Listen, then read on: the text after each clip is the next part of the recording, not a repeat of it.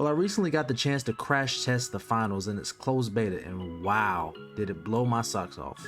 I knew it'd be pretty nifty given the brainiacs behind it are ex-DICE developers. You know, the Grand Wizards of the Battlefield series. But this is like an opening a present and finding a surprise within a surprise.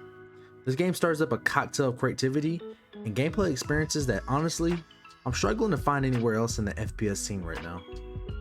I'm about to dive into what the finals is, what I enjoyed, and some opportunities for improvement. If you're unfamiliar with the finals, let me provide some insight. This game is centered on team-based combat on environmentally destructive maps. With 4 teams of 3 pitted against each other in an arena, the objective is to extract cash from a vault and transport it to a cash out location, while fending off the other teams. But as you engage with the fast-paced dynamics, you'll soon find it becoming second nature. In terms of gameplay mechanics, it's top-notch. Animations are smooth, frame rates are consistent, with minimal drops, and the graphics are impressive. Despite the high level of environmental destruction, the finals managed to maintain steady performance, which is quite an achievement. Visually, the finals is exceptionally appealing. The game show aesthetics that it employs, ranging from the design of the arenas and the maps to the costumes, are quite striking. The art direction straddles the line between present day and near future without becoming overly gloomy. The vibrant colors, especially in the architecture of buildings and platforms, give the game a unique and appealing look. The in-game commentators also add an engaging layer to the gameplay.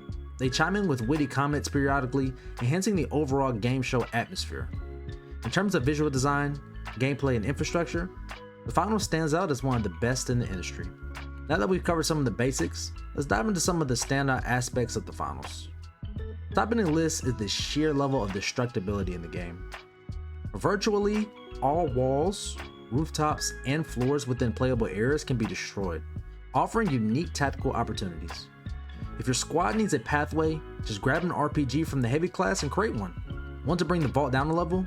A well-placed breach charge will do the trick. This level of destructibility allows players to forge their own paths and devise clever strategies to outsmart enemy teams. The extent and detail of the destruction within the game are genuinely remarkable, even outshining the Battlefield Bad Company series. Another highlight of the finals is the map design. Each map feels distinct, with numerous movement options available for navigating the terrain.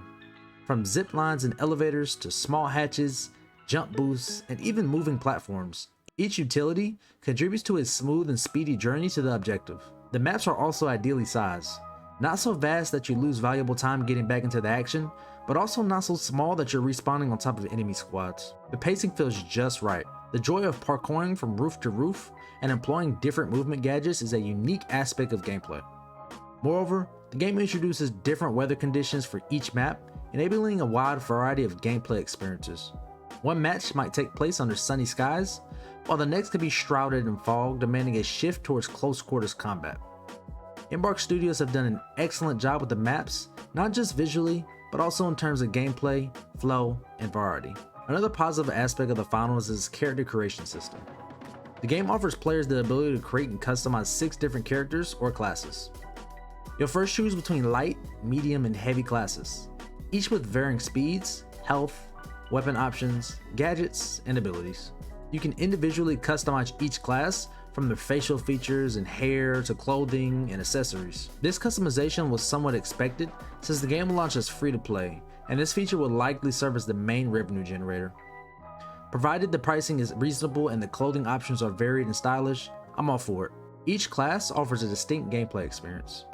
For instance, the light class requires quick thinking and smart movements, leveraging the grappling hook for height advantages and avoiding head-on confrontations due to the class's low health. The medium class, equipped with shotguns and assault rifles, feels like the most balanced among the 3, with an effective healing ability for team support. Finally, the heavy class, while slow, carries an LMG and has a rampage mode ability that allows them to plow through walls and enemies. What makes this class system work well is that it promotes teamwork. This game encourages players to utilize each other's abilities and gadgets strategically, ensuring it's not just a one-man show. Teamwork is crucial, which in my opinion is a significant plus for the game. A notable highlight from the closed beta is the quick cash mode they added. This mode reduces the squad count to 3 and the match duration to a single round, creating a more casual, friendly game mode. It proved an excellent way for me to familiarize myself with the game, providing quick paced matches with a well-maintained momentum. I see this mode as a potential boon for newcomers, allowing them to grasp the game's mechanics smoothly. Lastly, it's worth emphasizing just how satisfying the gameplay feels. From movement and animations to interactive environmental elements and the extensive destructibility, everything seamlessly integrates to form an engaging, smooth gameplay experience. Playing the finals simply just feels good, which in itself is a significant positive aspect. Now that we've covered some of the positives, let's dive into some areas where Embark could improve before the finals releases. Matchmaking tops the list. During my gaming sessions, there were instances where a squad was down to just 2 or even 1 player. This imbalance posed a substantial disadvantage, and not once did a new player join mid-session. Embark should consider implementing a join in session feature, as this issue detracts from the gameplay experience for not just the affected squad, but for other squads as well. There are a few other areas that could use some improvement before the game's final release. Firstly, there appears to be an issue with hit registration. I specifically noticed this with the 357 weapon, where shots seemingly pass through enemies despite being correctly lined up. This could be due to various factors such as ping or perhaps an issue with the iron sight. However, I also observed this with other weapons like the AK and the heavy class machine gun, suggesting a potential hitbox issue. Furthermore, the game could benefit from an enhanced in-game communication tool. Currently, players can be disadvantaged if their teams choose not to join the team chat.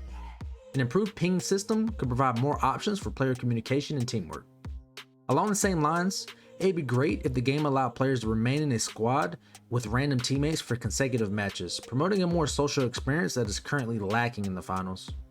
Lastly, I'd recommend introducing the flexibility for players to change classes and abilities during a game. As it stands, once a player chooses a class, such as the heavy, they are locked into the class for the rest of the game, with only the option to swap out abilities, guns, or gadgets that are in the reserve slot. Allowing mid-game class and ability changes could add an additional layer of strategic depth. In conclusion, the Finals is an exceptionally fun and unique game that brings much needed freshness to the FPS genre. With a dynamic destructible environment, smooth gameplay, mechanics, and a plethora of strategic elements, it truly stands out into the crowd. However, before its final release, Embark Studios would need to address a few challenges such as matchmaking issues, hit registration, and in-game communication tools. Providing the flexibility for mid-game class changes would also be a notable improvement. If Embark can refine these aspects and continues to support and communicate effectively with the community post-release, I believe that we have a gem on our hands. Tell me what you guys think about the finals. Any changes you'd like to see be made? I've heard many people concerned about the lack of attachments on weapons. Is that a barrier to entry for you? Comment down below. Thanks for watching, and peace.